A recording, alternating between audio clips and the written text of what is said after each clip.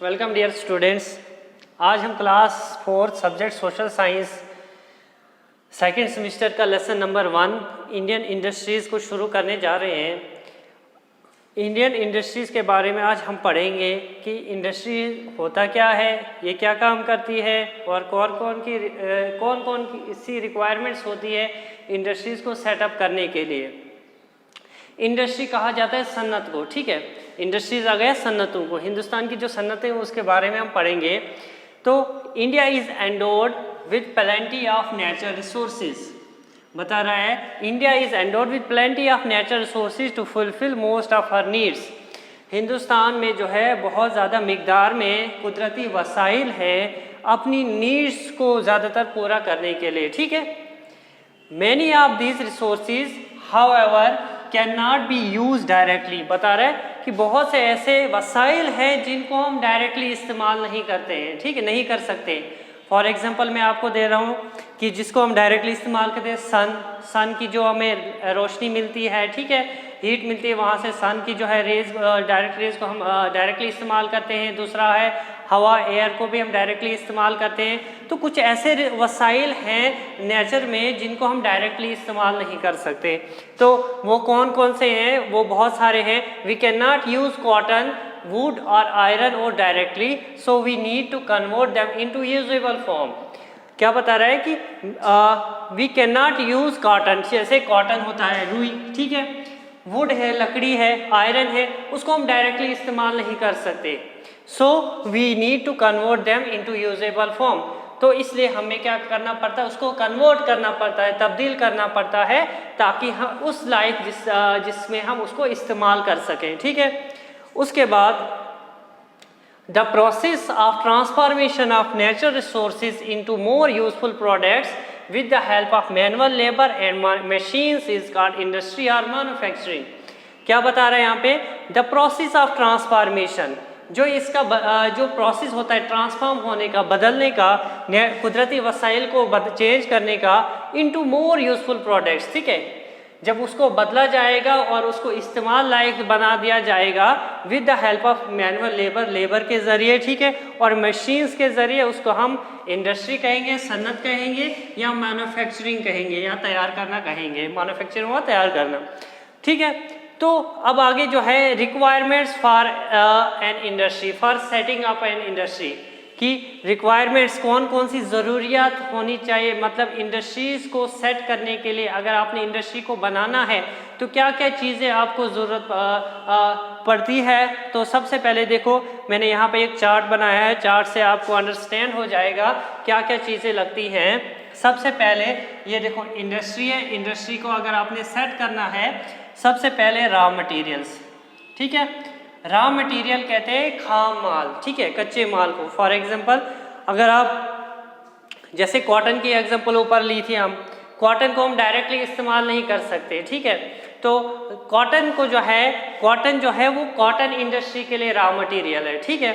जैसे हम लकड़ी ले रहे हैं जंगल से काट के, तो उसको अगर आपने यूजेबल फॉर्म में लाना है, ठीक है, तो आप क्या करोगे, उसको कहाँ ले जाओगे? इंडस्ट्री में ले जाओगे।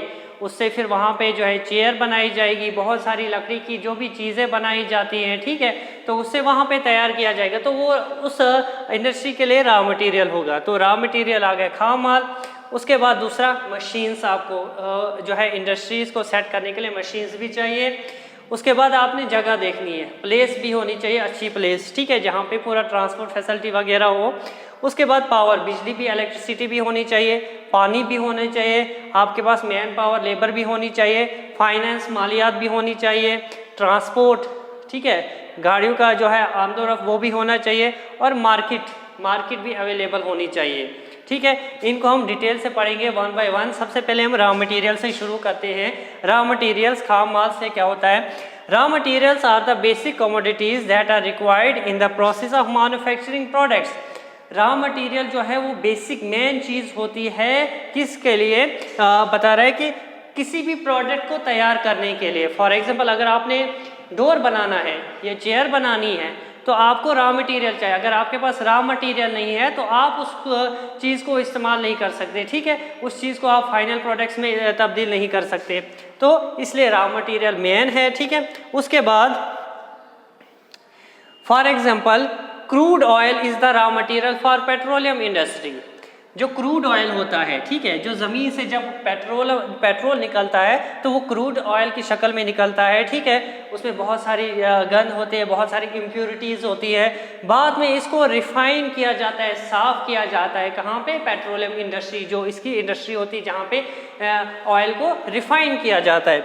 और दूसरा है cotton balls are the raw materials for cotton industry, ठीक है, जो कॉटन के बाल्स जब हम उसकी कल्टीवेशन करते हैं, जब उसका जो तैयार हो जाता है ऊपर से कॉटन के बाल्स, फिर उसको काट दिया जाता है, फिर इंडस्ट्रीज में लिया जाता है, फिर जो भी कॉटन की चीज़ें जो है वहाँ से उससे बनाई जाती हैं, ठीक है।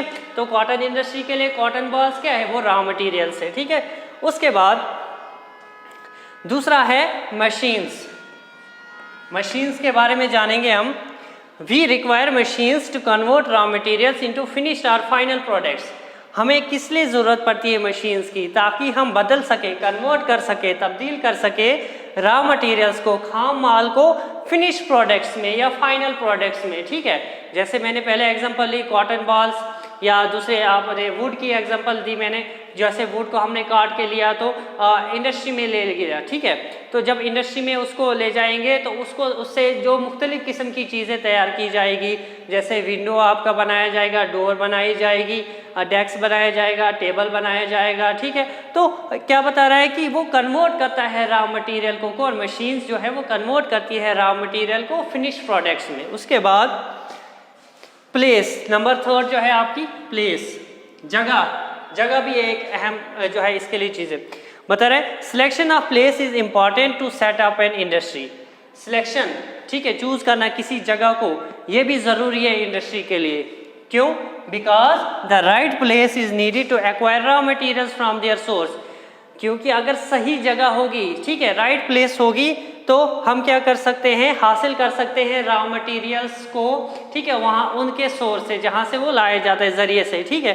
And raw materials from their source and distribute their finished products to their destination.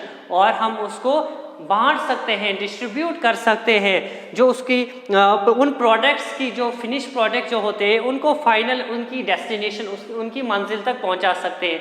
तो राइट प्लेस, तो प्लेस भी एक इम्पॉर्टेंट इसमें बता रहा है, क्या है? इम्पॉर्टेंट फैक्टर है सेटअप एंड इंडस्ट्री के लिए। तो आज के लेक्चर में हम इतना ही पढ़ेंगे। अगले लेक्चर में हम कंटिन्यू करेंगे power, water, man power, finance, transport और मार्केट, ठीक है। तो आज के लिए इतना ही। Thank you.